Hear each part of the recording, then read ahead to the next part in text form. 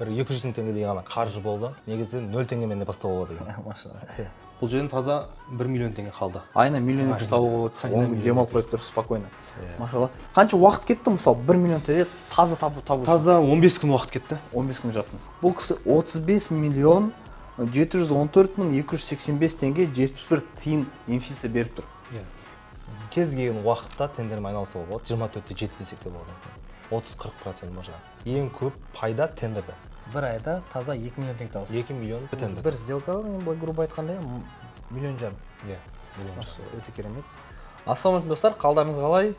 Менің каналыма қош келдіңіздер. Бүгін бізде өзімнің үздік шәкіртім Рамазан мырзамен сұхбат болады.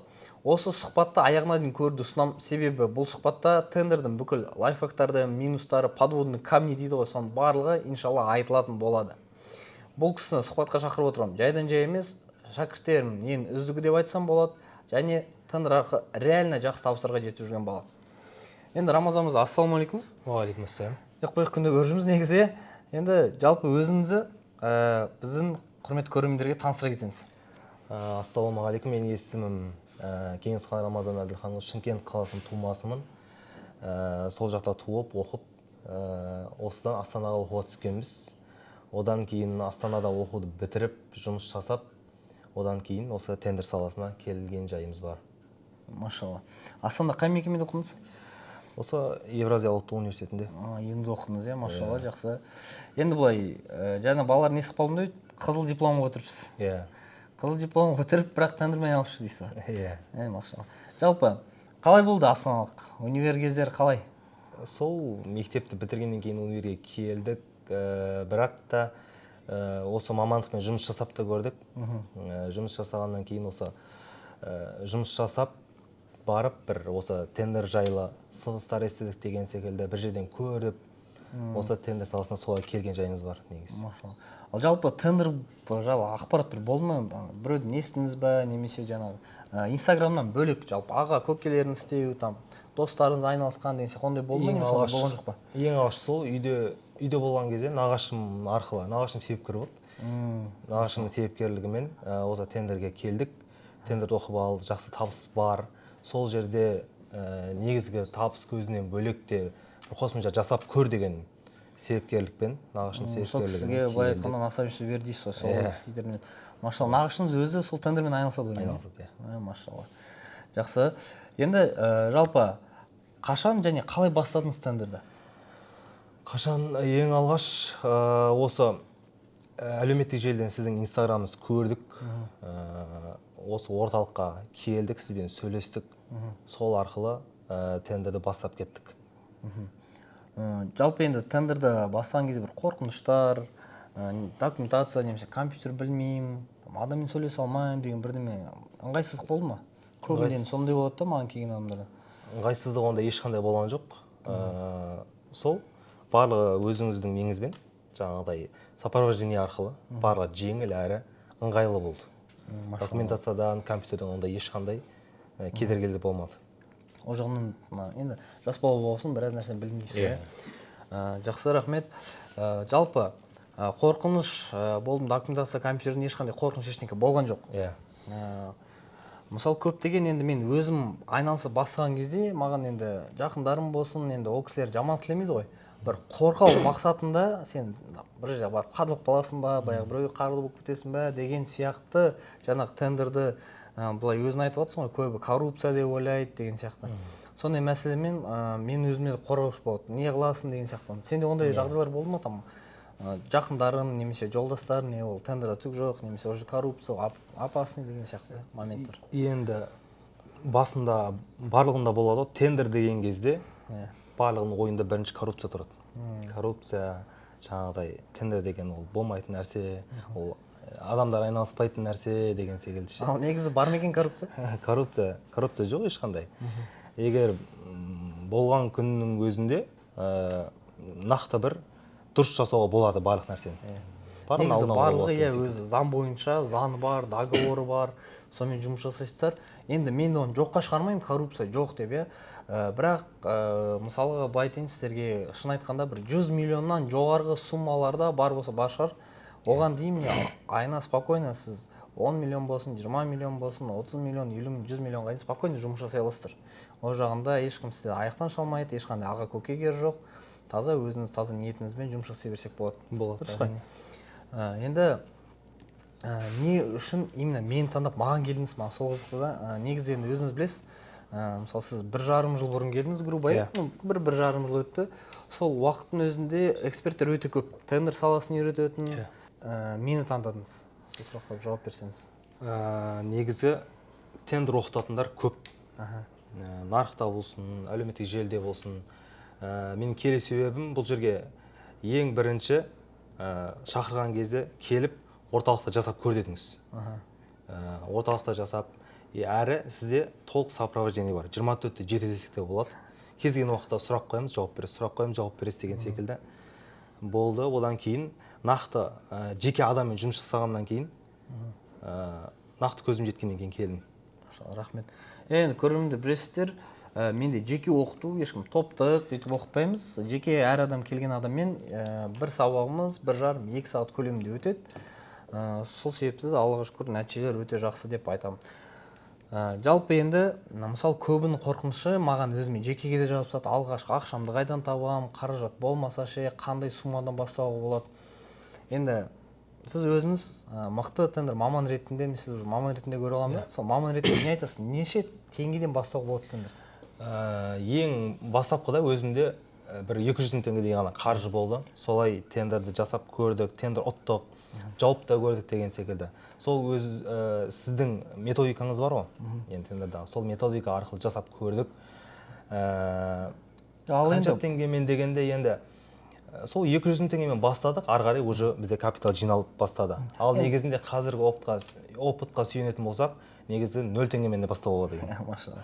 Енді оған қазір көз жетіп жатыр, мен сол сұрақты қойайын деп отырмын да, негізі былай айтамын да, тендерда 2000 теңгелік, 1000 теңгелік тендер бар, дұрыс қой? Любой суммадан бастап тендерға шыға береді. Кейбір кезде енді күлкілісті болса да 300 теңгелік тендерға шығады. Бір штук қараңдаршы деген сияқты ше, өшіргіш деген сияқты. Мысалы сондайлармен де жауапса болады, для опыта, для көрсеңіз. Енді сіз 200 мың теңгемен бастадыңыз, бірінші мысалы алғашқы рет жапқан тендеріңіз қалай болды? Алғашқы жапқан тендер ощущение қалай, уайым болды ма, бір страх деген сияқты? Ең алғашқысының дәм тәтті дегендей қызық болды. Ең алғашқы тендерді біз больницаға порошок ұтып алғанбыз. Сол порошокты апарып ең бірінші жауап көрдік, апарып өткіздік, документациясынан толығымен өтіп жаптық. Қандай порошок кіріп жатыр ма? Кәдімгі порошок. Ескiden порошок? Жоқ. Жақсы. Енді, біз айтамыз, мысалы, техспецқа байланысты тура жаптым. Тура, 100-ге 100. Техспецке бір келсе, сізге де сұрақ жоқ, сізді жанысыншы деген сияқты ғой. Көбінің қателігі сода болады, мысалы, техспецтегі, мысалы, порошок 400 грамм деп тұр ма, 400 грамм порошок миф деп тұр ма, миф апару керек деген сияқты ғой. Дәл сондайға барсаңыздар, сізге ешқандай артық сұрақ болмайды. Керемет. Енді көрермендерге жалпы мен қазір телевизор арқылы сіздің доғырларыңыз көрсеткім келіп тұр, рұқсат болса. Соларды көрсетіп, нақты реально сіз табыстарыңыз көрсетейік. Достар, міне Рамазан мырзаның доғырларын аштық, қазір толықтай ең астынан түсіп бастайық. Міне Рамазан мырза өзіңіз айта кетсеңіз, 1,416,000 суммасы. 1,445,000 осы бір организацияға 75 теңге алып барғанбыз. Бұл жерден таза 1 миллион теңге қалды екі договордан. Жоғарыда тағы да бар. 6,300,000. Так, 6,300,000-ден? 6,300,000 таза 1,300,000 қалды. Бұл не нәрселер? Исполнено болып тұр, запросына? Мынау Текелі деген қалаға люк деген зат. Текеліге жеткізесіз. Өзіңіз астандасыз. Өзіміз астандамыз. Үстіге қарай.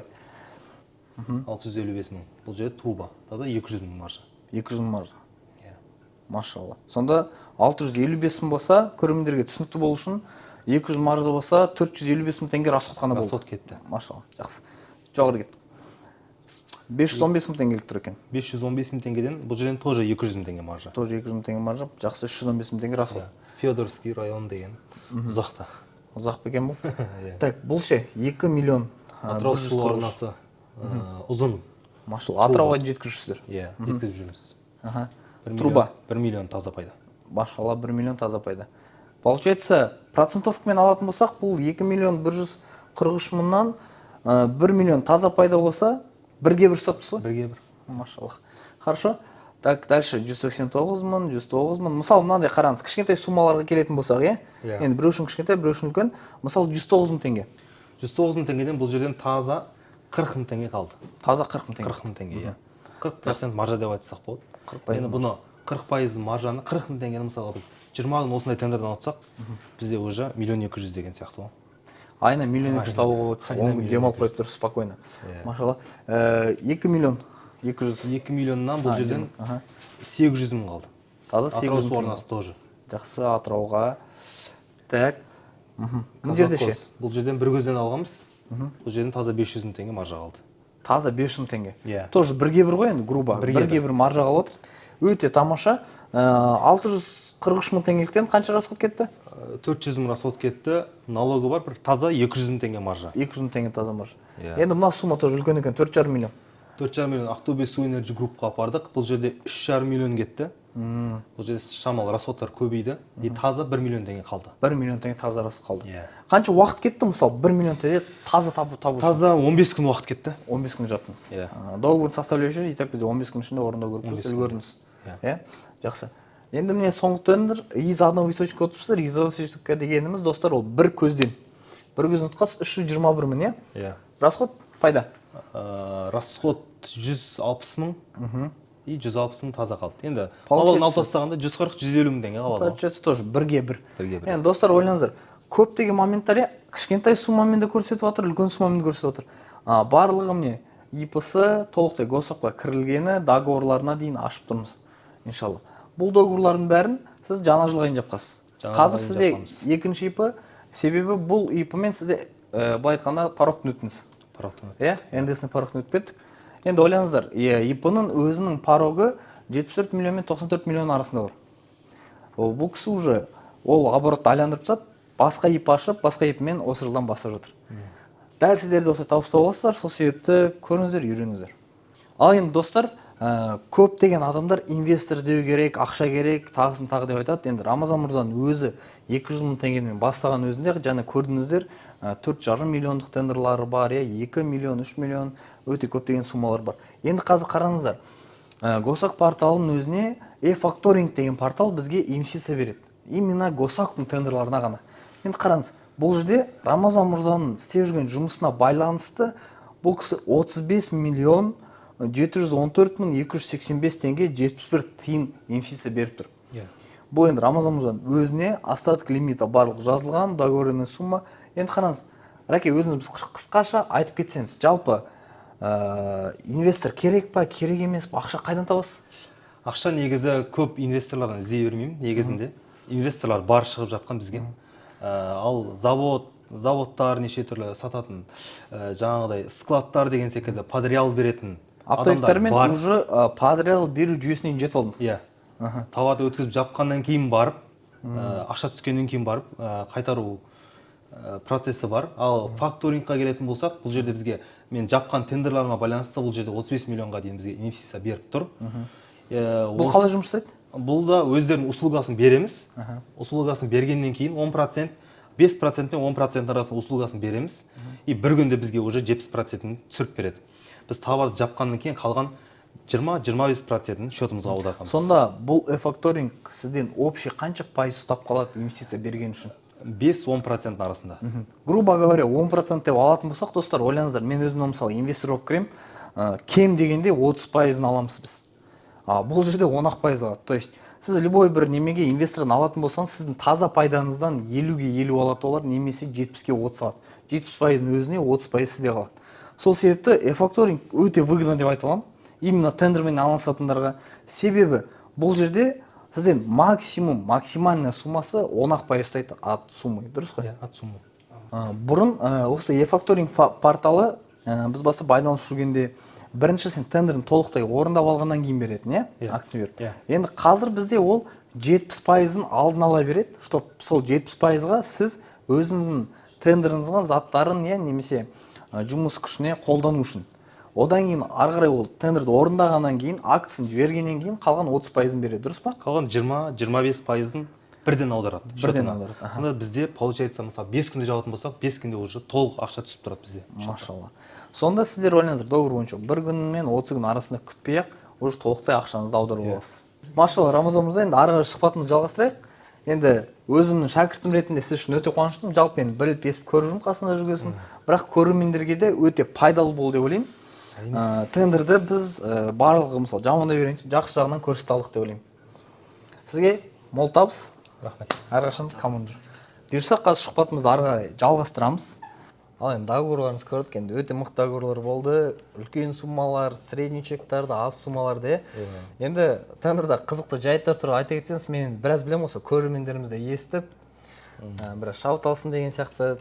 Өзім білетін, мысалы, сіз түңгішті барып тапсырған тендеріңіз бар, адам жоқ болса да, оның бәрін қалай істедіңіз? Мысалға, менде өзімде ішкі состоянием былай болады. Тендерді ұтамын, и логистикалық компаниямен жіберем. И менде уже тендер товарды жібергеннен кейін уже барын Аллаға тапсырамын. Ең бірінші менде плюс сол. Ең бірінші өзім практикамнан өткен деген секілді Аллаға тапсырамын. Сол тендерімді түнгі 3:30-4 кезінде өзі водительдің өзі апарып тапсырды заказчикке. И маған сол кезде звондап өткізіп кеттім деп айтты. Кез келген уақытта тендермен айналысуға болады, 24-те 7 десек те болады енді. Енді түнгі 3-те тапсырған кезде мен помню, маған WhatsApp-қа жазасың, номерін қалай тапсақ болады? Заказчик жұмыста емеспін деп тұр, охранник номерін тауып алмай тұрмын дегенсің, иә? Соны қалай таптың? Сол Тугис арқылы адресін тердік, тура сол организацияның номерін Тугистан тауып алдық та, звондадық, охранник күтіп алды. Ертесіне таңертең тұрып қарасам, уже актты түнде салып қойған ғой. Ертесіне қараса, уже акт утвет етіп қойған. Акттан қол қойып салған. Иә, таңертең сразу. Енді ол үлкен заттар ғой, труба деген, иә? Иә, үлкен заттар. Біраз салмағы бар заттар ғой. Салмағы да бар. Түсіріп кеттейсіз ғой. Иә. Түнде. Ұзындығы да. Получается, ең бастысы енді дұрыс, практика жүзінде де адаммен сөйлесе алу, иә? Сөйлесе алу. Одан кейін, енді дұрыс айтасыз, бірінші Аллаға тапсыру керек. Ары қарай сол адаммен сөйлесіп, любой адамға подход табуға болады негізі. Тендер жалпы енді өзіңіз айтыңызшы, мысалы, ақша табудан да бөлек көп нәрселерге үйретеді, иә? Сөйлесуді үйретеді, қандай товар бар, иә, сабырлы, қандай товар бар, қандай бағалар бар. Мысалы енді біз үйге алып жүрген заттарымызды уже сен білесің да, 10 есе арзан алатын жер білесің. Қай жерде қандай заттар арзан екен. Қай заттар арзан. Каждый нәрсенің өзіне себестоимостьін білесің. Өзі білесің, енді мысалы 20 қателігіміз бар, сабақты өтетін. Ол жерде мысалы мен айтам әр шәкіртіме, сіз деймін, баста баға болу керек деймін да сізде. Любой, мысалы, балғаны білу керексіз, қанша теңге тұратын. Базарда қанша тұрады, магазинде қанша тұрады. Каспий магазинде осынша тұрса, базарда, значит, одан арзан тұрады деген сияқты. Соның барлығына дейін күректі мысалы өзім сізге айтамын, білесіз, күректің себестоимостьін енді ол 20-шы жылдары 750 теңге қылғанбыз. Сабын бөлек, басын бөлек сақып бір самолет бұрайсың. Сонда вообще бөлек себестоимость шығады. Былай алсаңыз болсын, ол кезде 1750 ма, сондай болған, 1000 рубль. Маржа 1/1. Иә, маржа 1/1 қалады. Сондай мәселелер өте көп болады. Енді тендер деген не жалпы? Қалай түсіндірсек болады біздің көрермендерге? Тендер деген енді мемлекеттің бізге беріп қойған, былайша айтқанда мүмкіншілігі ғой. Тендер деген. Тендер дегенде көп адамда да басқалай түсінік. Тендер деген болмайды, коррупция деген енді. Көп адамдардың да әртүрлі стереотиптері болады ғой. Кейбір курстар оқыған адамдар бар, там демпинг болады, баға сындырады, ұта алмайсың, нереально деп жазады. Ал сен қайда ұтып отырсың? Енді өзіңіздің методикаңыз бар ғой, ұту. Шарт түсіру деген секілді көптеген стратегиялар бар ғой.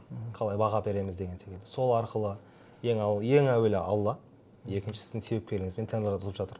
Тендер дегенге келетін болсақ, тендер ол нағыз бизнес. Кез келген товар болсын, услуга болсын, работа болсын, тендерде тұр. Бүкіл, мысалы, кез келген бизнесті алып қарасақ та 10% маржа, 15% маржа деген секілді, ал тендерде 30-40% маржа. Ең көп пайда тендерде. Ол тендер бизнес, яғни менде былай мысалы, тендер ұтамын, ол бизнес болғаннан кейін сен ең бірінші бизнес сабырлықтан және тәуекелден тұрады. Сен тәуекел еттің, сосын сабыр етесің. Болды, осы екі нәрседен. Жеткет. Енді мына жерде мысалы мынандай өзім сөзім бар да, пока үкімет бар, тендер өлмейді. Өлмейді. Оны мысалы біз дәлелдей аламыз, иә. Үкімет бар кезде тендер өлмейді, ол по-любому ақша болады. жаңағы сияқты коррупциясын тағы моменттар ол ары қарай 100 миллионнан жоғары. Сол себепті біз енді мысалы менің өз мақсатым, сіздің мақсатыңыз там миллиардер болып кету емес қой. Дұрыс па? Біз адам қалып бірақ өзіміздің былай шетелімізге шығып, отбасымызға қарап деген сияқты. Еркін болу. Еркін болу жалпы, иә. Вот сондай мәселеге келу керек. Сол себепті бұл жерден спокойно. Мысалы сіз өзіңіздің жалпы оборотыңыз туралы айта кетсеңіз. Мысалы сіз 1,5 жыл мысалы заниматься еттіңіз. 1,5 жылда сіз қанша ақша таптыңыз? Енді оборот деген шамалы андай не болмайтын сияқты. Мысалға оборотта тұрақтылық болмайтын сияқты ше. Кей айда былай, кей айда былай деген секілді. Бірақ мен в основном нені фокусты маржа қоямын. Маржа қойсыз. Жақсы. Средний чек маржаны? Средний 2 миллион бір айда таза. Бір айда таза 2 миллион теңге табасыз? 2 миллион. Таза тендер арқылы, басқа 3 миллион. Басқа жұмыссыз, тек қана тендер арқылы тауып көрдік. Тағы да бір сөзіңізді естіп қалдым. Бір тендерді ғана барып жаптыңыз. Ол өйткені мен жібердім бірінші тендерді.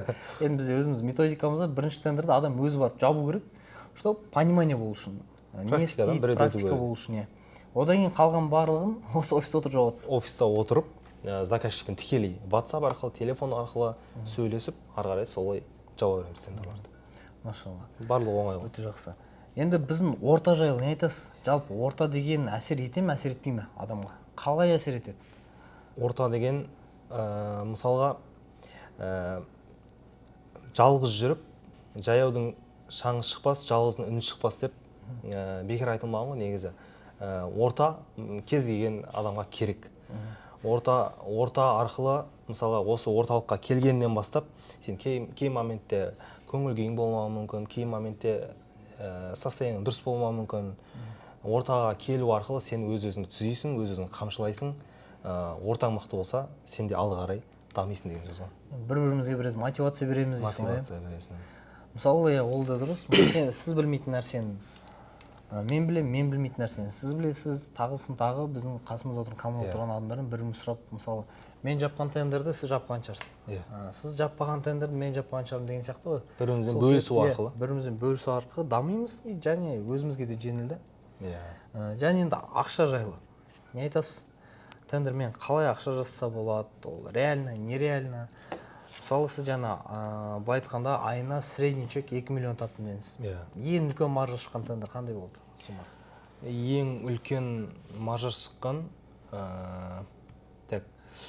ол 2 миллион дегеніміз ол айлыққа шыққан. Айлыққа шыққанда ең үлкен маржа 1,5 миллион болды. Бір тендерден. Бір сделкадан, былай грубо айтқанда, 1,5 миллион. Миллион жарым. Өте керемет. Енді мысалы энергияны сіз қайдан аласыз? Соның бәріне мысалы отырасыз, күні телефонмен звондайсыз, жаңа заявка бересіз енді. Ол да прям оңай жұмыс емес қой. Энергия не береді бізге? Энергия ол тең ақша ғой негізі. Энергияның неғұрлым көп болатын болса, соғұрлым ақша көп келеді. Энергияны мысалға ақша дегенде де енді былай айтсақ болады. Мысалға таңертең ерте тұру, өзіңнің питаниеңе мән беру, өзіңнің жұмысыңа тиянақтылық, тұрақтылық, осылардың барлығы болатын болса, сенде энергия болады, ал энергияң сен ақшаға айналады. Бір сөзбен айтқанда. Енді жалпы осы орта, ақша, энергия, жалпы табыс, өзіңізді былай айтқанда дамыту бәрін біздің ортаға келіп қосылып, осы тендермен айналысу арқылы, бізбен танысу арқылы соның бәрін ала алдым деп айта аласыз ба? Толығымен тұтастай алдық. Осы ортаға келдік, сіз бар, Ернар мырза, Фархат мырза, Дастан мырза деген секілді. Барлығымен араласу арқылы біз бір-бірімізден энергия алмасамыз, тәжірибе алмасамыз, бір-бірімізге мотивация беру арқылы толық өзгеріп, ары қарай дамып отырамыз негізі. Енді жалпы мені басқа адамдарға, өзіңіз достарыңыз, туыстарыңызға болсын ұсынар ма едіңіз?